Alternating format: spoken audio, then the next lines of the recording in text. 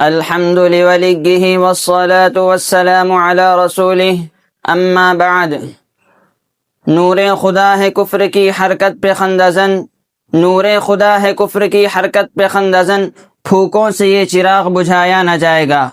صدر محترم اور عزیز ساتھیو، اس چمنستان عالم کا پتا پتا اور بوٹا بوٹا اس بات پر شاہد ہے کہ یہ کرۂ ارض ابتدائے آفریش ہی سے حق و باطل کی رزم گاہ خیر و شر رہی ہے۔ زمانے قدیم ہی سے خیر و شر کے معرکے بپا رہے ہیں، ہمیشہ ہی سے نور و ظلمت اور کفر و ایمان باہم دست و گریباں رہے ہیں۔ خدا کی سرزمین پر ایک سے ایک بے رحم فراعنہ و جبابرہ، ظالم اور جابر حکمرانوں نے اپنے ظلم و جور اور جبر و تشدد کی خونی داستانیں لکھی ہے، لیکن یہ بھی ایک روشن حقیقت ہے کہ جب بھی کسی فرعون وقت نے انا ربکم الاعلی کا نعرہ لگایا، اسی دم کوئی موسیٰ بھی نمودار ہوا۔ جب بھی کسی نمرود عصر نے انا ولا غیری کی صدا بلند کی، اسی لمحہ کسی خلیل بت شکن کا دست بے باک بھی ظاہر ہوا۔ جب بھی باطل نے حق کو چیلنج کیا، حق پرستوں کی ایک جماعت نے آگے بڑھ کر اس کے چیلنج کو قبول کیا۔ وہ مردانہ وار سر بکف و کفن بردوش ہو کر میدان میں آ نکلے اور خیل باطل و طاغوتی لشکر پر پوری شدت سے حملہ کیا۔ پھر دنیا والوں نے دیکھ لیا کہ انہوں نے پرستاران باطل اور شیطانی لشکر کو یہ سمجھا دیا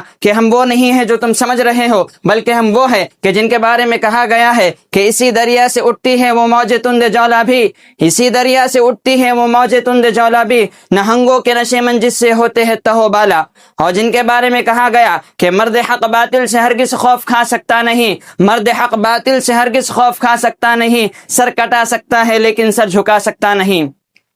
حضرات، انہی شیران اسلام اور سرفروشان خیر الانام اور بادۂ توحید کے متوالوں میں سے پاسبان حرم، صاحب عفو و کرم، فخر الملت والدین، سلطان صلاح الدین ایوبی بھی ہے۔ چنانچہ جب قبل اول پر عالم صلیبی 90 سال سے اپنی خوچ کا داستان اور ظلم بربریت کا اعلان کر رہا تھا، جب عالم اسلام پر کفر شرک کی گھنگھور گھٹائیں چاہ رہی تھی، جب کفر و صلیب کا طوفان تند و تیز قلعہ اسلام کے در و دیوار سے ٹکرا رہا تھا، جب حرم کی مقدس سرزمین پر دشمنوں کی نگاہ حرص و ہوس اٹھی ہوئی تھی اور شیطان کے پرستاروں نے سرزمین حرم کو اپنے ناپاک قدموں سے آلودہ کرنا چاہا تھا، جب باطل پرست حکومتوں نے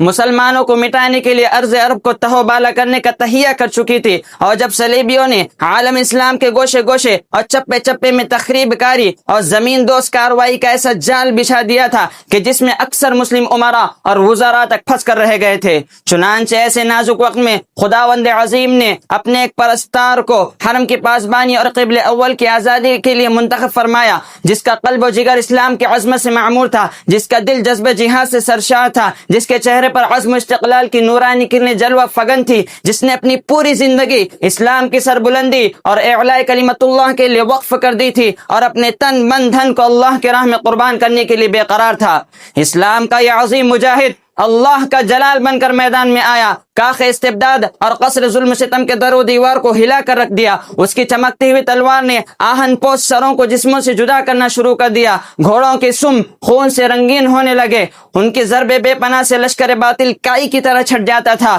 وہ فوج کے ایک سرے پر حملہ کرتے تھے اور دوسرے سرے پر نکلتے تھے، گویا کہ ان کی تلوار ایک سفینہ تھی جو دشمنوں کے امڑتے ہوئے لہو رنگ سمندر میں تیر رہی تھی، اور دشمنوں کے سر جو ہوائے کبر و نخوت سے حباب کی طرح ابھرتے تھے، سر شمشیر کا تھپیڑ کھا کر ٹوٹ جاتے تھے۔ حضرات، خدا کے ایک بندے یہ بھی تھے جو اسلام کے عظمت و جلال کے تحفظ کے لیے اپنے وطن، ماں باپ، بھائی بہن اور بیوی بچوں سے ہزاروں میل دور دشت جبل، صحرا و بیاباں کی خاک چھانتے پھر رہے تھے۔ اسلام کی سربلندی اور حرم کے پاس بانی کی فکر نے اطمینان و سکون کا احساس بھی میسر ہونے نہیں دیا تھا۔ ان کے جوش ایمانی اور حمیت دینی نے یہ گوارا نہیں کیا میرے جیتے جی اسلام کی طرف کوئی نظر بد سے دیکھے۔ سامعین کرام، اسلام کا یہ روشن آفتاب جس کے قبضے تصرف میں پورا عالم اسلام تھا، جب وہ اس جہان فانی سے رخصت ہوتا ہے تو اس کے پاس اتنے پیسے بھی نہیں تھے کہ جن سے اس کا کفن خریدا جا سکے۔ اے سلطان صبر و غنا، تجھ پر لاکھوں بار قربان، اللہ تیری تربت کو اپنے نور سے منور فرمائے۔ لیکن ایوبی کی وہ کھیتی جس کو اس نے اپنے خون جگر سے سینچا تھا اور اپنے مقدس لہو سے پروان چڑھایا تھا، آج وہ ملعون اسرائیلیوں کے قبضے تصرف میں آ کر جھلس رہی ہے۔ بیت المقدس کا سقوط کوئی تاریخی حادثہ ہی نہیں بلکہ عہد حاضر کے مسلمانوں کی غیرت ایمانی کا امتحان بھی ہے اور حمیت دینی پر ایک تازیانہ بھی۔ لہٰذا ہم اپنے اندر ایوبی صفات اپنے اندر اور اپنی نسلوں کے اندر پیدا کرنے کی کوشش کرے تاکہ ایک بار پھر بیت المقدس آزاد و بازیاب اور آباد ہو